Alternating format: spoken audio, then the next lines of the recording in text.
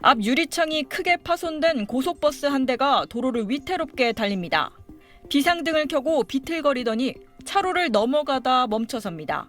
오늘 오후 3시 40분쯤 경기 평택시 서해안고속도로 포승분기점 인근에서 서울 방향으로 달리던 화물차 바퀴가 빠지는 사고가 났습니다.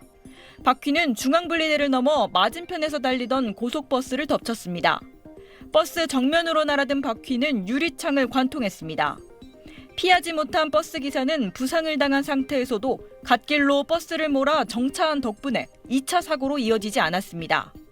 크게 다친 A씨는 심정지 상태로 심폐소생술을 받으며 병원으로 옮겨졌지만 끝내 숨졌습니다.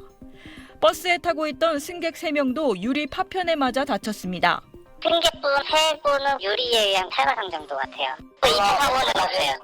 버스는 경기 고양시에서 전북 군산시까지 운행하는 시외버스로 사고 당시 버스에는 운전자를 포함해 8명이 타고 있었습니다. 경찰은 화물차 운전자 70대 남성을 교통사고 처리 특례법상 치사 혐의로 입건하는 것을 검토 중입니다. 바퀴가 이탈한 경위와 함께 화물차 정비에 문제가 없었는지도 조사하고 있습니다. 앞서 재작년 2월에도 대형 화물차에서 빠진 바퀴가 관광버스를 덮쳐 2명이 숨지고 12명이 다치는 등 큰 인명피해를 낳기도 했습니다. SBS 유수환입니다.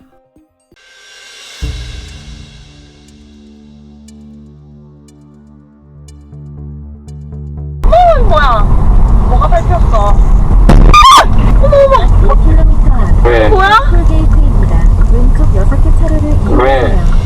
뭐가 날라왔어. 차가 이렇게 흔들하면서 뭔가 펑 하는 소리가 났거든요.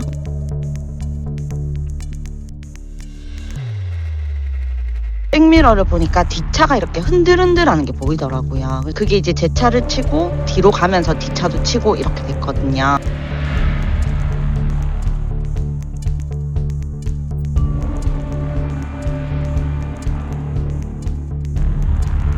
타이어가 승용차 타이어는 아니고 그것보다 조금 더 큰 타이어거든요. 피해 차가 7대인데 3차로에 3대가 밟고 난 뒤에 1차로 쪽으로 굴러가면서 이제 승용차 4대가 순서대로 쾅 이렇게 부딪힌 거거든요. 타이어가 빠졌는지 아니면 싣고 가던 타이어가 떨어졌는지 정확한 파악이 안 되는 상태고,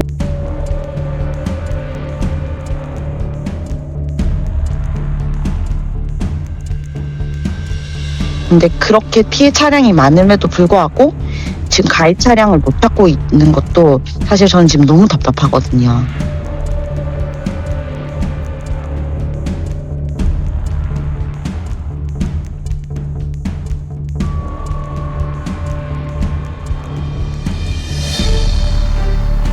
관리 점검 의무를 이행하지 않은 차주에게 손해배상 책임이 있습니다만, 운전자를 찾지 못한다고 했을 때는 일단 자차로 처리할 수밖에 없고요. 만약에 이 타이어가 상당 시간 방치가 돼 있는 상태에서 사고가 났다면 도로를 관리하는 관리청에다가 책임을 물을 수 있지만, 손해가 발생한 쪽에서 입증을 해야 되는 그런 문제가 있다는 거죠.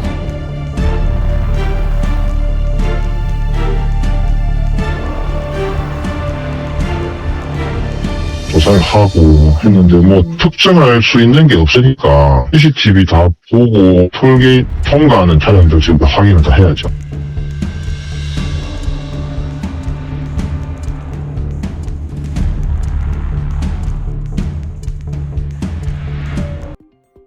고속도로의 한 터널 안입니다. 앞서가던 차량이 갑자기 속도를 줄이기 시작합니다.